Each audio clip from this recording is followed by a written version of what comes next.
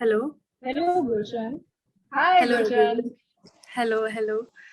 आई am Gulshan. मेरा नाम गुलशन है। मैं दिल्ली से बिलोंग करती हूँ। पार्शली ब्लाइंड हूँ मैं। और वैसे मैम ने बताया है कि मैं एक एथलीट हूँ, इंटरनेशनल लेवल एथलीट। प्रॉपर मैं यूपी सहारनपुर से हूँ, पर 7 ईयर से मैं दिल्ली में ही रह रही हूँ। मैंने नेशनल इंस्टीट्यूट विजुअली हैंडीकैप से स्टडी की है। मैं जब छोटी थी तो मेरे पेरेंट्स को नहीं पता था कि मुझे ब्लाइंडनेस है। तो मैं नॉर्मल स्कूल में ऐसी पढ़ने के लिए जाती थी, तो मुझे ब्लैक बोर्ड से नहीं दिखता था जब मैं लिखती थी। तो मेरे टीचर्स ने बोला मेरे पेरेंट्स को कि कुछ प्रॉब्लम है। मुझे प्रॉब्लम होती थी धूप से।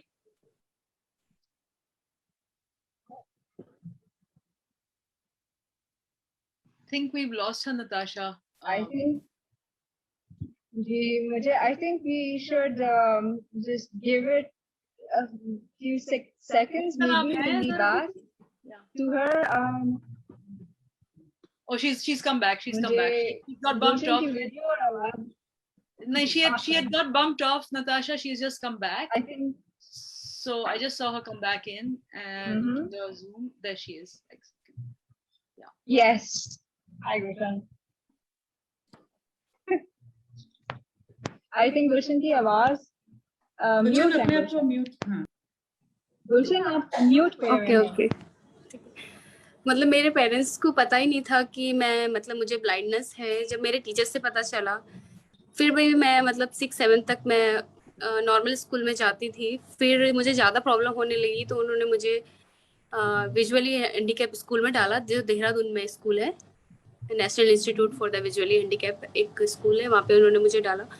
वहाँ से मुझे स्पोर्ट्स की लत लग गई। मतलब समझिए कि मैं 8th क्लास में थी, तो मेरी काफ़ी सीनियर्स लोग खेलते थे, तो मैं उन्हें देख के खेलने लगी। बॉयज लोग क्रिकेट खेलते थे, मैं उनके साथ बोलती थी प्लीज मुझे खिला लो, प्लीज रिक्वेस्ट कर करके वो खिला लेते थे। हमारे यहाँ मतलब ऐसा माहौल नहीं था कि क्वाइट स्कूल था, तो ऐसा माहौल नहीं था कि लड़कियां नहीं खेलेंगी और लड़के नहीं खेलेंगे। वहाँ पे प्रॉपर टीम बनती थी। हर टीम में गर्ल्स को 3 गर्ल्स कंपलसरी था रखना क्रिकेट मैच में, और डेली शाम को टीम बनती थी। तो हम लोग मैं उनसे 1-2 ओवर एक्स्ट्रा मांगती थी क्रिकेट खेलने के लिए भी, प्लीज दे दो दे दो। फिर मेरे कोच जो थे स्पोर्ट्स टीचर, उन्हें लगा कि लड़की कुछ कर सकती है, तो उन्होंने मुझे रनिंग में पार्टिसिपेट कराया। स्कूल लेवल पे मेरा मेडल आ गया, तो उन्हें लगा मुझे मेहनत करानी चाहिए। उन्होंने मुझे काफी प्रैक्टिस कराई। उसके बाद मैं 2006 में नेशनल खेल गई। नेशनल खेलने के बाद मेरा ब्रॉन्ज मेडल आया दिल्ली के नेहरू स्टेडियम में। फिर वो बहुत खुश थे। उसके बाद डायरेक्ट 2008 में मेरा सिलेक्शन इंटरनेशनल के लिए हो गया। उसके बाद मेरा वहां पे मेडल आया। उसके बाद चैलेंजेस जो हम मेरे लिए थे ये थे कि सबसे बड़ी फंड प्रॉब्लम। 2011 में मेरा सिलेक्शन हुआ, तो फंड प्रॉब्लम होती है, कई बार गवर्नमेंट से नहीं मिल पाता है। अभी तो बहुत अपॉर्चुनिटी है, पर 2010-11 में इतनी अपॉर्चुनिटी नहीं थी। गवर्नमेंट भी इतना फंड नहीं देती थी जो आज देने के लिए रेडी है। उस समय हम दिल्ली से भी नहीं थे, एक यूपी के छोटे शहर से तुम होते हो, तो तब तुम्हें कोई जानता नहीं है। तो फिर ऐसा लगता है कि ब्लाइंड लड़की है, क्या करेगी, कैसे दौड़ेगी। लोगों का यही सबसे पहले सवाल था, लाइन से बाहर भाग जाएगी, पता नहीं चलेगा। फिर मुझे कोचिंग करने के लिए दिल्ली भेज दिया गया। दिल्ली में नेहरू स्टेडियम में मैंने कोचिंग की। फिर दोबारा से मतलब मेरा सिलेक्शन हो गया, पर मैं जा नहीं पाई। मैं कोचिंग कैंप में थी। फिर प्रॉब्लम यही हुई कि फंड नहीं है, कि गवर्नमेंट को फंड नहीं था, मेरे पेरेंट्स के पास भी इतना फंड नहीं था कि वो मुझे भेज सके। उसके बाद मतलब मैं नहीं गई। फिर 12-11 में ऐसे हुआ, मैंने बिल्कुल स्पोर्ट्स छोड़ दिया। मतलब मैं बिल्कुल टूट गई। मुझे लगा कि नहीं, मुझे स्टडी करना चाहिए।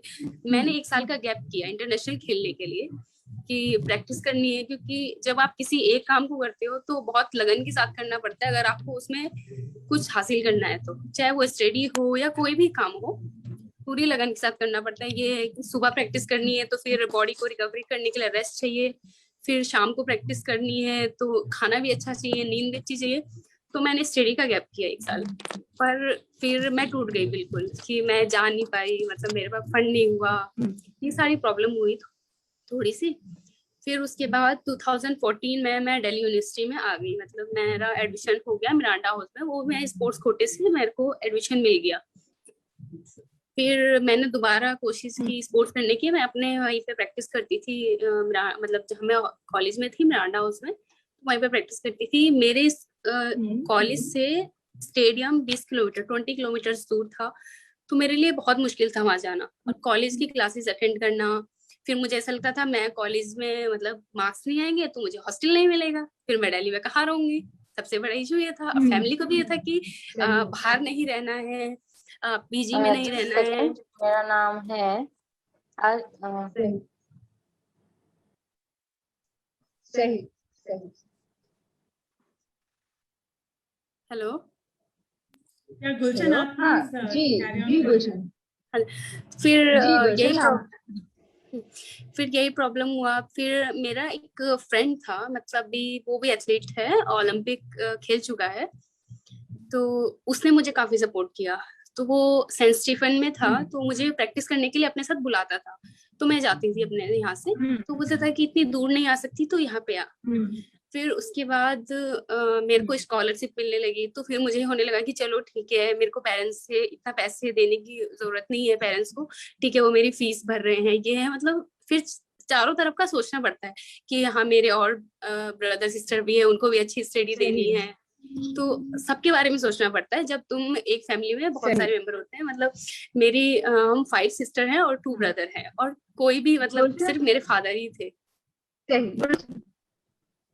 एक मेरा सवाल आपसे ये है, हमारा जो वक्त है वो थोड़ा हम आपसे तो घंटों बात हो सकती है, लेकिन आपके हिसाब से पैरा ओलंपिक्स के लिए या जो एथलीट्स हैं जो स्पेशल नीड्स के साथ होते हैं, जैसे आप हैं बहुत इंस्पिरेशनल, आपके हिसाब से ऐसी कौन सी चीजें हैं जो चेंज हो सकती हैं हमारे रीजन में,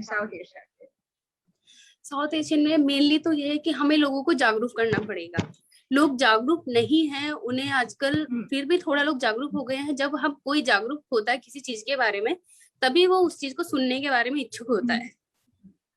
आज वेबिनार ही सोचिए आप, अगर किसी स्पोर्ट्स पर्सन के लिए ये वेबिनार नहीं हो, वो इच्छुक ही नहीं होगा सुनने के लिए, उसे स्पोर्ट्स से कोई मतलब ही नहीं है। हम सब स्पोर्ट्स पर्सन हैं, उस चीज के बारे में जानते हैं, इसलिए हम यहाँ बात कर रहे हैं।